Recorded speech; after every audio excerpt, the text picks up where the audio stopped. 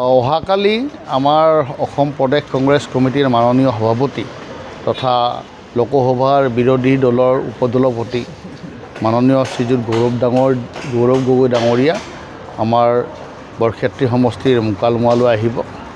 উদ্দেশ্য এটাই যে আমাৰ গোটেই সমষ্টিটোত আমাৰ 292টা বুথ আছে, নতুন যিখন খচৰা ওলাইছে, আৰু 292টা বুথৰ বুথ সভাপতিসকল আৰু ইয়াৰ বিপৰীতে থকা BLA বুথ লেভেল যিখিনি এছিষ্টেণ্ট আছে খচৰাৰ ক্ষেত্ৰত সেইখিনিক লৈ মিটিংখন আহ্বান কৰা হৈছে। অৰ্থাৎ আমাৰ টোটেল আনুমানিক আমাৰ ধৰক 600 মানুহৰ টাৰ্গেট আছিলে, কিন্তু এতিয়া ঘটনাটো আমি দেখিলোঁ যে আমাৰ যিখিনি কৰ্মকৰ্তা আছে বা অন্যান্য আমাৰ ভাতৃ ভগ্নী সংগঠন আছে, ব্লক কংগ্ৰেছ মণ্ডলৰ বিষয়ববীয়া সকলোৱে ইচ্ছা কৰিছে যে আমি মিটিঙত থাকিব লাগিব। গতিকে আমি এটা সুবিধা কৰিছোঁ যে উপায় নাই, বুথৰ সভাপতি আৰু BLAৰ লগতে তেওঁলোকো উপস্থিত থাকিব, কাৰণ নহ'লে আৰু তেখেতসকলক বাদ দিটো আৰু সংগঠন নচলে। গতিকে তেখেতসকল থাকিব। গতিকে আমি ভাবিছোঁ এটা যথেষ্টখিনি আমি খুব ৰাজহুৱা সভা এখন আচলতে নহয়, এখন বুথ লেভেলৰ এখন কৰ্মী সভা।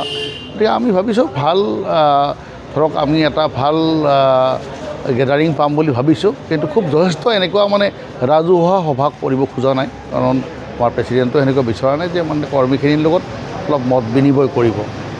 সেইকাৰণে আমি এই সভাখন অনুষ্ঠিত হ'ব পাৰে।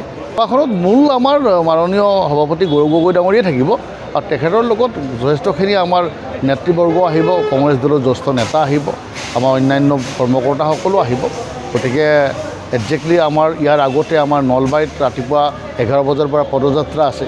এই পদযাত্ৰাত অংশগ্ৰহণ কৰি 5 কিলোমিটাৰ পদযাত্ৰা, তাতেও এখন মিটিং থাকিব। গতিকে এনেকৈ এটা দিনযোৰা নলবাৰী জিলাত গ'লে দিনযোৰা প্ৰগ্ৰাম। উদ্দেশ্য এটাই যে অহা 26ৰ নিৰ্বাচনত আমি নলবাৰী জিলাৰ 3টা সমষ্টি যাতে আমি কংগ্ৰেছে লাভ কৰিব পাৰোঁ, তাৰে প্ৰচেষ্টা আগত ৰাখি মাননীয় গৌৰৱ গগৈ ডাঙৰীয়াই ইয়ালৈ আহিব। যিকোনো খবৰৰ বাবে যোগাযোগ কৰক আমাৰ এই নম্বৰত 9181 307 2221।